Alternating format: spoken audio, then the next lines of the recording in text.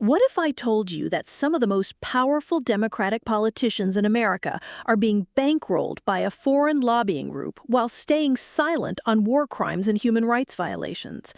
That your tax dollars are helping to fund a government that's bombing hospitals, starving children, and crushing democracy, all while calling itself the only beacon of freedom in the Middle East? Yeah, we're going there today. Buckle up. This is the Daily Scope.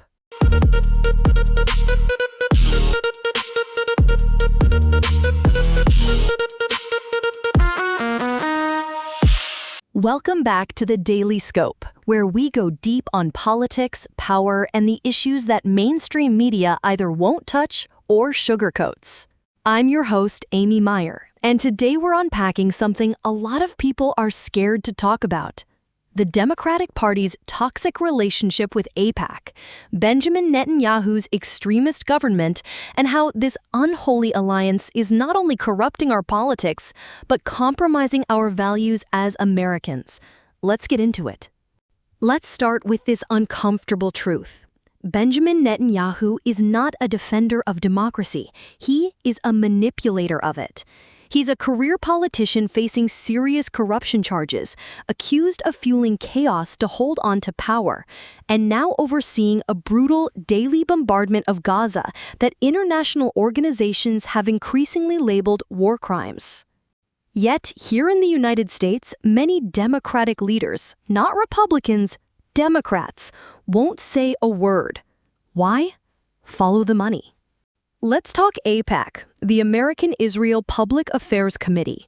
Once considered a bipartisan advocacy group, AIPAC has morphed into something else entirely: a political machine that buys silence, controls narratives, and weaponizes accusations of anti-Semitism against anyone who dares to question Israeli government policy.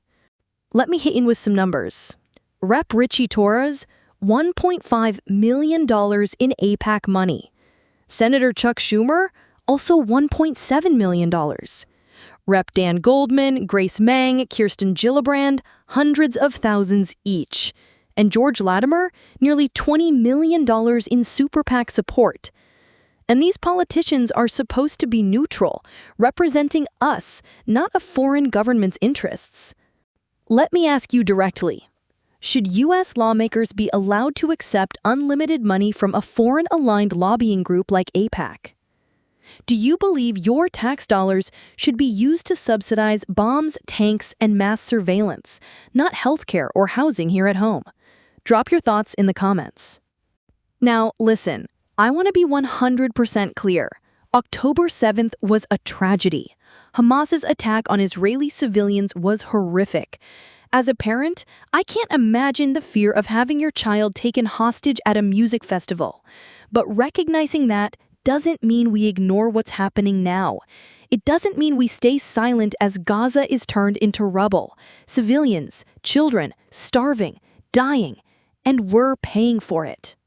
And if you've seen the images, kids with bones visible, drinking contaminated water, hospitals bombed, you know exactly what I'm talking about. How is this acceptable under any interpretation of international law? Let's talk about Zoran Mamdani, the progressive New York politician who's calling all of this out and being punished for it. He's a Muslim man who has stood with Jewish allies, with trans kids, with workers, and with Palestinians. A real threat to AIPAC's narrative. And what does he get for it? Islamophobic smears and a media blackout. Not just from conservatives, but from corporate-aligned Democrats. Why? Because Mamdani breaks the binary AIPAC relies on.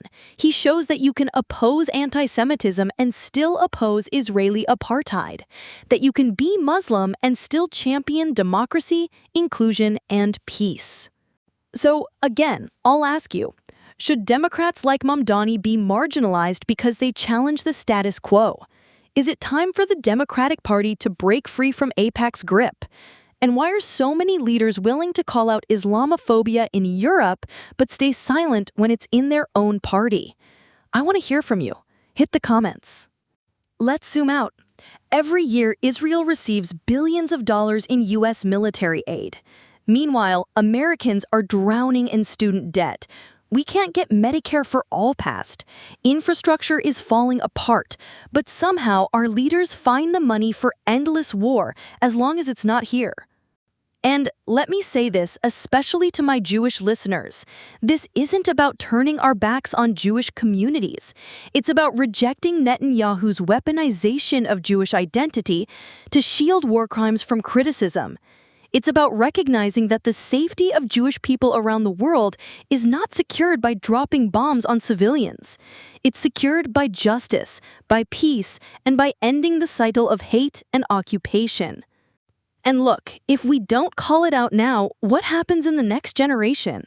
We'll have children growing up as survivors of this, starved out, displaced, traumatized, just like the survivors of Auschwitz once were. This is not hyperbole. History is repeating itself, and we are complicit in this. So, what's the path forward? The Democratic Party needs to confront its AIPAC problem. Full stop.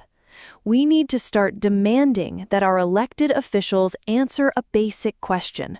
Who do you work for? Your constituents or your donors? We need real campaign finance reform. We need voices like Zoran Mamdani's elevated, not silenced. And we need to make it clear that standing against war crimes is not anti-Semitic. It's moral. And most of all, we need to remind ourselves, none of us are free until all of us are free.